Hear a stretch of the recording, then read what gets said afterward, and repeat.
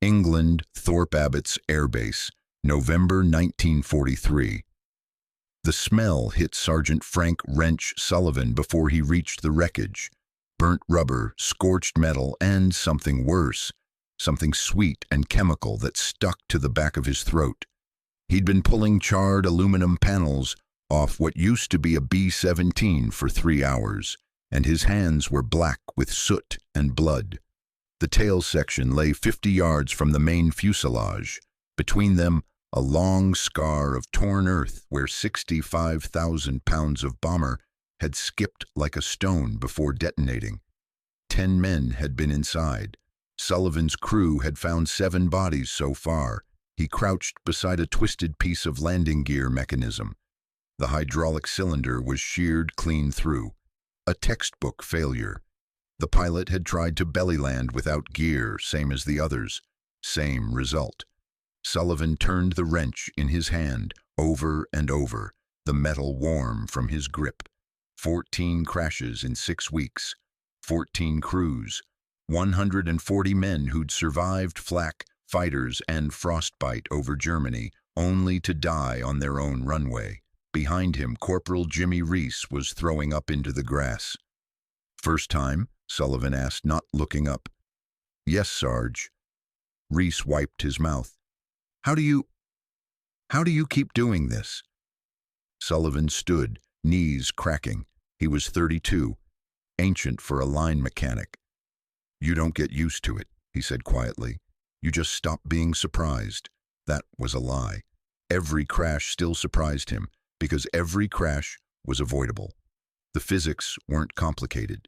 B-17s weighed 32,000 pounds empty, up to 65,000 fully loaded.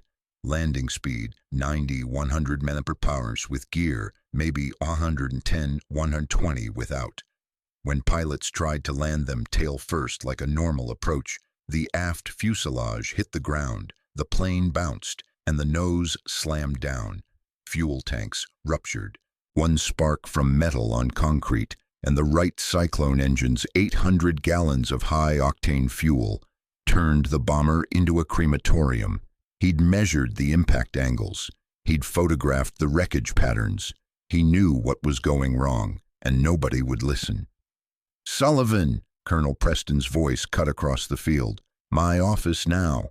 20 minutes later, Sullivan stood at attention in front of the colonel's desk, still covered in ash.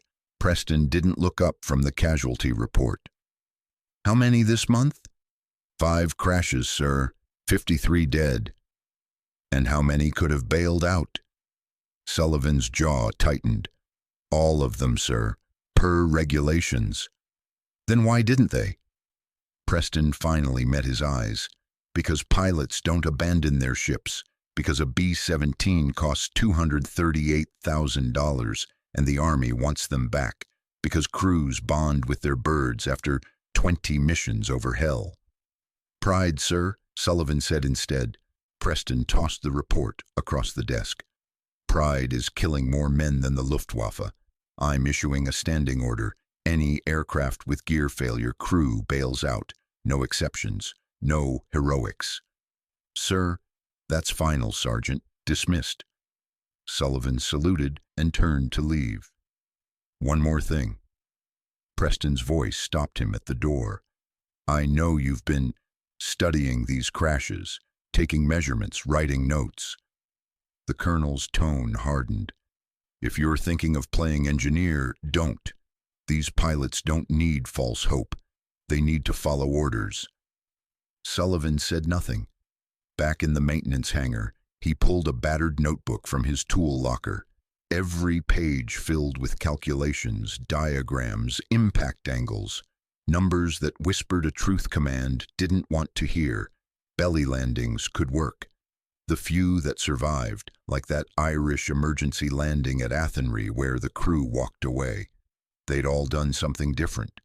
They'd kept the nose up slightly, touched down on the fuselage belly behind the nose, not the tail. They'd burned off fuel first.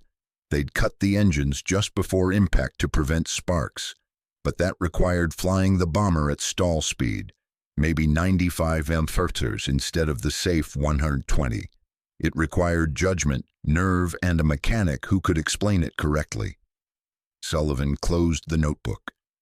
What if I'm wrong, he thought. What if someone dies because I told them to try? The hangar door banged open. A young private with a radio pack sprinted in, breathless. Sarge, tower says we got an inbound wounded bird. B-17F out of the 100th. Hydraulics gone, gear won't drop. They're burning fuel now, trying to decide what to do. Sullivan felt his stomach drop. Who's the pilot? Captain Raymond, sir. Hell's Angels 2. 23 missions completed. 1 mission from going home. Sullivan grabbed his field radio and ran. By the time he reached the control tower, the B-17 was visible in the gray November sky. A silver cross circling slowly, trailing a thin line of fuel vapor as the crew dumped weight. Through binoculars, Sullivan could see the main gear doors hanging half open, the wheels jammed somewhere inside the nacelles. Colonel Preston stood at the tower window, arms crossed. Raymond's got 10 minutes of fuel left, he said flatly. Then I'm ordering them to bail out. Sullivan's hand tightened on his wrench. The metal bit into his palm. 10 men, he thought. 10 men who made it through 23 missions. 10 men about to die in fire or jump and watch their ship crash. Unless... Sir, I can talk him down, Sullivan heard himself say. Preston turned slowly. Excuse me? I've studied every belly landing in this theater, sir. I know what went wrong, and I know how to fix it. The colonel's face went red. You have 10 seconds to leave this tower, Sergeant, before I have you arrested for insubordination. Sir, please, out! Sullivan didn't move. His eyes stayed locked on the circling B-17, on the 10 men inside who didn't know they had 8 minutes left to live. He thought about the notebook in his locker, the measurements, the angles, the numbers that said it could work. He thought about the last crash, the smell, the bodies, the waste. He thought about what his father, a Kansas crop duster mechanic, used to say. A machine that can fly can be saved. You just gotta listen to what it's trying to tell you. Sullivan switched his radio to the aircraft frequency. Hell's Angels 2, this is ground maintenance. Do you copy? Static. Then a voice, tight with stress. Ground, this is Raymond. Who is this? Captain, my name is Sergeant Frank Sullivan. I'm a line mechanic, and I'm about to tell you how to land that bird alive. Preston lunged for the radio. Sullivan twisted away, moving to the far side of the tower. Listen carefully, sir, Sullivan said, words tumbling out fast. Dump every loose object, guns, ammo, everything that's not bolted down. Get your crew to the tail section to shift your center of gravity back. Burn fuel until you're under 45,000 pounds. Sullivan, I swear to God, Preston snarled. Come in at 95 miles per hour, nose 5 degrees up from level. Don't flare like a normal landing. Keep it steady. Let your tail wheel touch first, then ease the fuselage down. 1 second before contact, kill all 4 engines and cut your electrical to prevent ignition. Colonel Preston grabbed Sullivan's collar. You just killed 10 men. The radio crackled. Raymond's voice. Ground. If this doesn't work, I'm haunting you personally. Sullivan met Preston's eyes. If it doesn't work, sir, you can shoot me yourself. Silence in the tower. Every controller, every officer, every enlisted man stared out the window at the descending B-17. Hell's Angels the same, lined up on final approach. Nose slightly high, 4 engines roaring. She came in low and slow, barely above stall speed. At 200 feet, black smoke poured from her tail as the crew tossed equipment out the waste gun ports. At 50 feet, the engines cut. The bomber glided in eerie silence. Tail wheel touched. Then the aft fuselage, scraping, squealing, throwing up a rooster tail of sparks and dirt. The nose held steady for 3 seconds. 4, 5, then settled gently onto the belly. The B-17 slid down the runway like a 35-ton sled, screeching, smoking, and somehow not exploding. It traveled 400 feet before grinding to a halt in the grass. For a moment, nothing. Then the top hatch popped open. 10 men scrambled out, stumbling, coughing, alive. Sullivan let out a breath he didn't know he'd been holding. Colonel Preston released his collar. His hand was shaking. "You—" Preston's voice was barely a whisper. "You just— How—" Sullivan turned to face him. His legs felt like water. "Physics, sir, and a little bit of faith." The colonel stared at him for a long moment. Then he picked up the phone. "Get me General Eaker's office," he said slowly. "Tell him we need to talk about emergency landing procedures." He hung up and looked at Sullivan. "You're either a genius or the luckiest son of a bitch in England." "With respect, sir," Sullivan said, finally allowing himself a small smile. "I'd rather be lucky than good, but I'll take both." Outside, the crew of Hell's Angels that Coup was kissing the ground, and for the first time in 6 weeks, no one was burning Kansas. Spring 1938, 5 years before England, Frank Sullivan was 16 when he first saw a man die because someone didn't listen to a machine. It was harvest season in Salina. His father, Owen Sullivan, ran a crop dusting operation out of a tin roof hangar at the edge of town. 2 Curtiss JN-4 Jenny biplanes held together with wire, canvas, and faith. Frank spent his afternoons after school elbow-deep in engine grease, learning the language of pistons and carburetors. "Listen," his father would say, hand on a sputtering engine. "The metal's trying to tell you something. You just gotta shut up long enough to hear it." That day, Frank was cleaning spark plugs when Charlie Hendricks rolled in with his steerman. Charlie was 24, cocky, the kind of pilot who thought machines bent to his will instead of the other way around. "Your old man around?" Charlie asked, chewing tobacco. "Supply run in Wichita," Frank said. "What do you need?" "Engine's running rough. Thought I'd have Owen look at it before the weekend run." Frank wiped his hands and walked to the steerman. He put his palm on the engine cowling, still warm from flight. Then he listened. The Continental R670 radial engine ticked as it cooled, but beneath that, something else. A faint clicking, irregular, coming from the number 3 cylinder. "You got a cracked valve spring," Frank said. Charlie laughed. "Kid, I've been flying since before you could walk. That's just normal engine noise." "It's not," Frank insisted. "Cylinder 3's misfiring intermittently. The valve spring's about to go. You fly her hard tomorrow and she'll seize mid-flight." "You're 16, Charlie said, still grinning. "What the hell do you know?" Frank pulled out his father's logbook. 6 months ago, you came in with the same complaint. Dad replaced your magneto. 2 months ago, you had a compression leak. Dad patched it. Both times, cylinder 3. The pattern's clear. Your valve spring's been weakening for months. It needs replacement." Charlie's grin faded. "That'll cost me 2 days of work. I got contracts to fill." "Then you'll be 2 days late," Frank said quietly. "Better than dead." Charlie spat tobacco juice into the dirt. "I'll take my chances." He took off the next morning, dusting fields 40 miles north. The valve spring broke at 800 feet. The engine seized.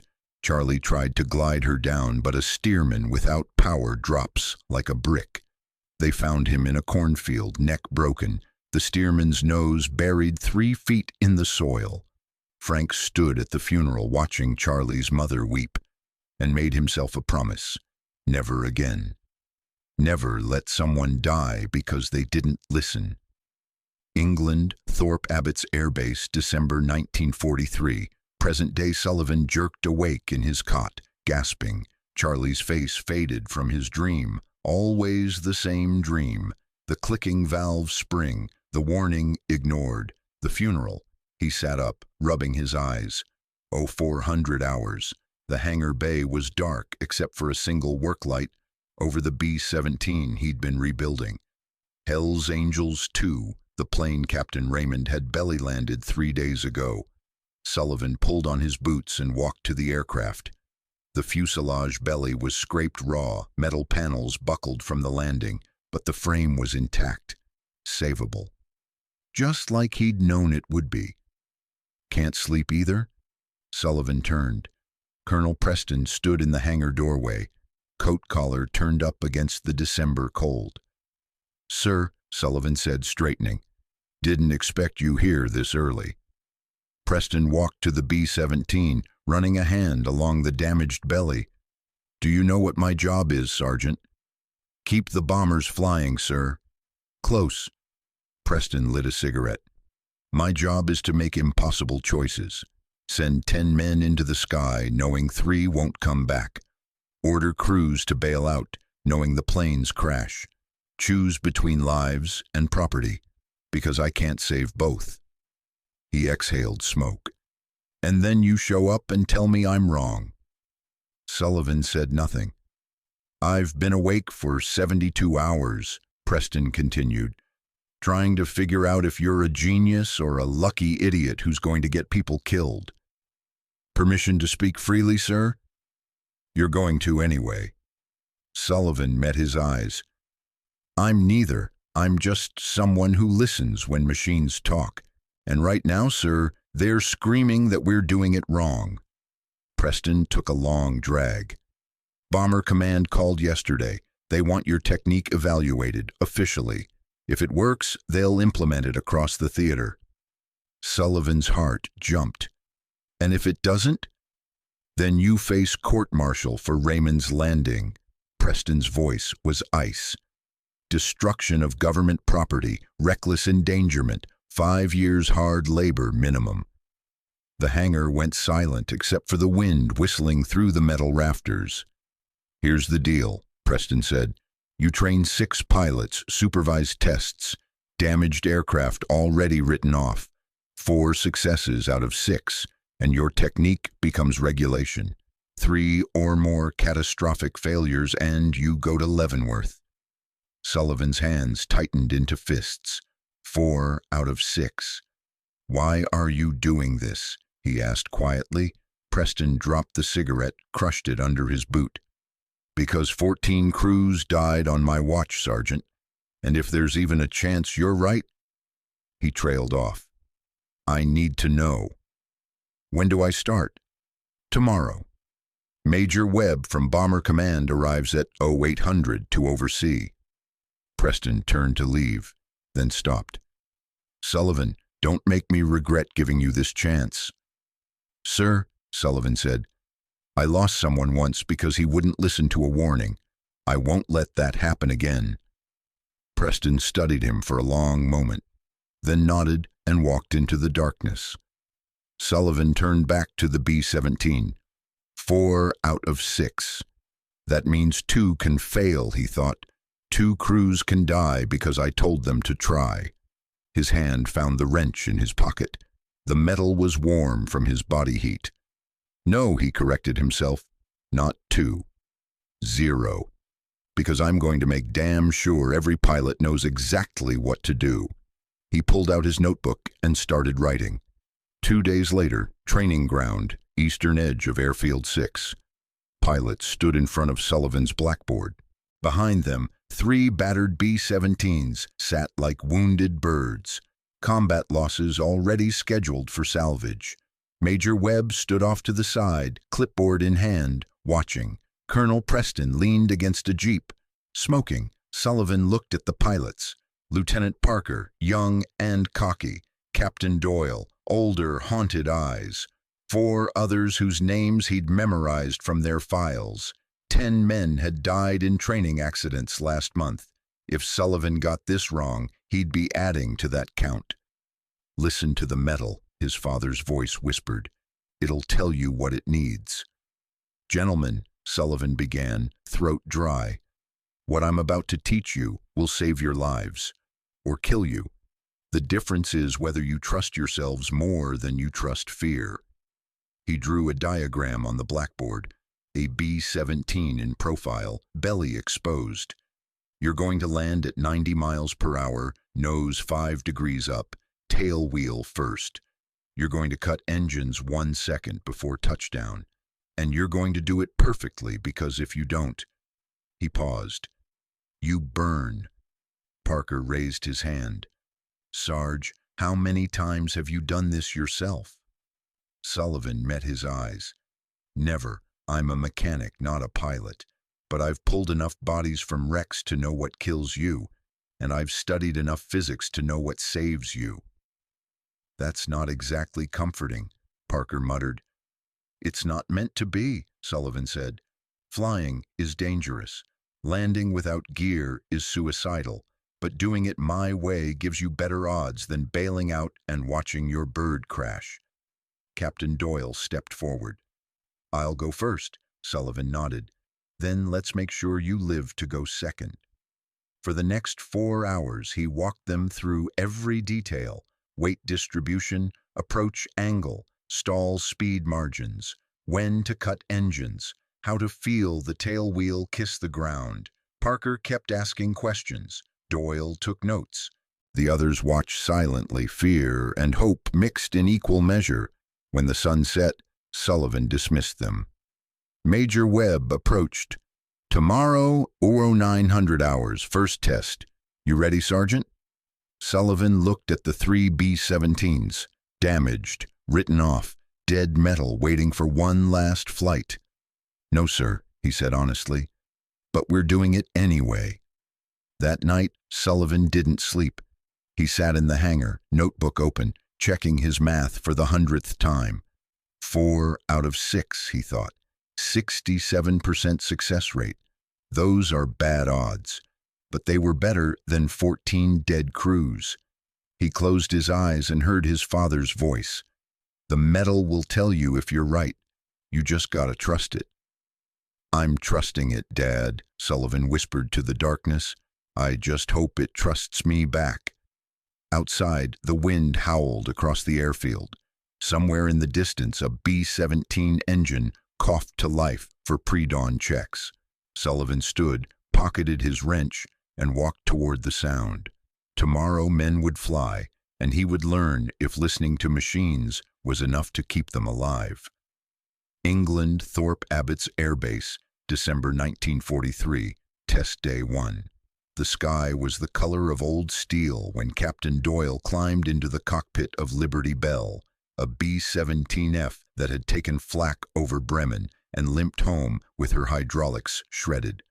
The ground crew had patched her engines, but the landing gear was permanently jammed.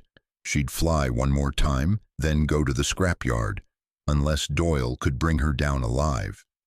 Sullivan stood beside the runway, Major Webb to his left, Colonel Preston to his right. A fire truck idled 50 yards away, crew ready. An ambulance waited behind it. Last chance to call this off, Preston said quietly. Sullivan's hand found his wrench. He knows what to do. Knowing and doing are different things, Webb said, eyes on the B-17 taxiing into position. The bomber's 4 Wright Cyclone engines roared to life. Black smoke puffed from the exhausts. Through binoculars, Sullivan could see Doyle in the cockpit, running through pre-flight checks. The radio crackled. Ground, this is Liberty Bell, ready for takeoff. Sullivan took the radio.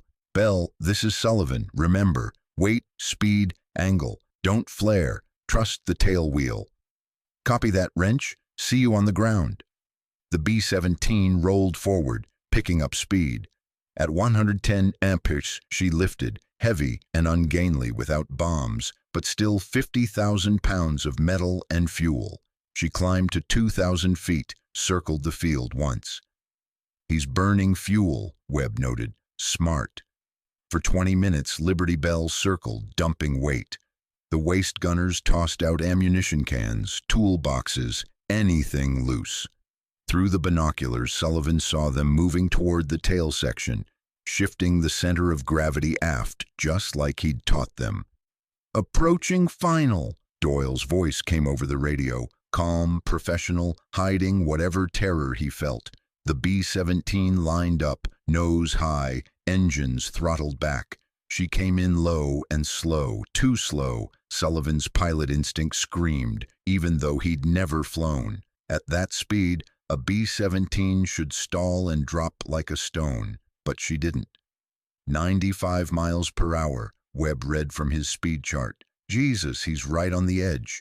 100 feet, 75, 50, the engines cut. Silence. Liberty Bell glided in, a 25-ton glider barely holding altitude. Her tail wheel touched the runway, a gentle kiss of rubber on concrete. Then the aft fuselage, scraping, screaming, throwing up a cascade of sparks. The nose held steady for 2 seconds, 3, 4, then settled onto the belly. The B-17 slid down the runway like a wounded bird, metal shrieking, sparks flying in brilliant orange streams, but no fire, no explosion. She traveled 300 yards before grinding to a halt. The top hatch popped open. Doyle's head appeared. He gave a thumbs up. Sullivan let out a breath he'd been holding for 5 minutes. 1 down, Webb said, making a note. 5 to go. Test day 2. Lieutenant Parker was cocky walking to the aircraft. Too cocky. Sullivan grabbed his arm before he climbed up. Listen to me. You're going to feel like you're about to stall. Your instinct will be to pull up, add throttle. Don't. Trust the speed. Parker grinned. Relax, Sarge. I got this.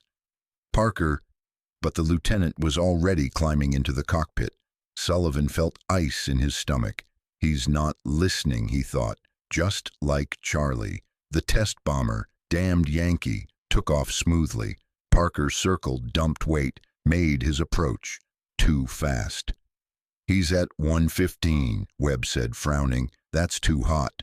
Parker, reduce speed, Sullivan barked into the radio. You're coming in too fast. I got it.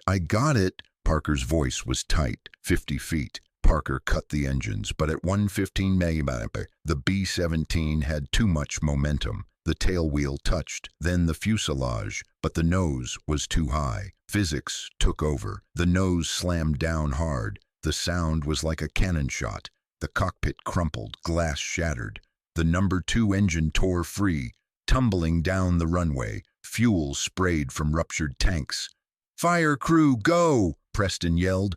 The fire truck roared forward, foam cannon already spraying.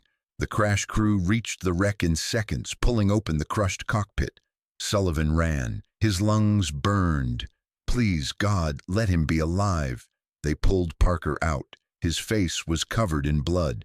Left arm bent at a wrong angle, but he was conscious, screaming. Get him in the ambulance, the medic shouted. Sullivan stood frozen, watching them load Parker onto a stretcher. The lieutenant's screams echoed across the airfield. Behind him, Major Webb's voice was cold. 1 failure, that's 2 successes. 1 catastrophic failure, current ratio 67%. You need 3 more successes to hit your target, Sergeant. Sullivan turned.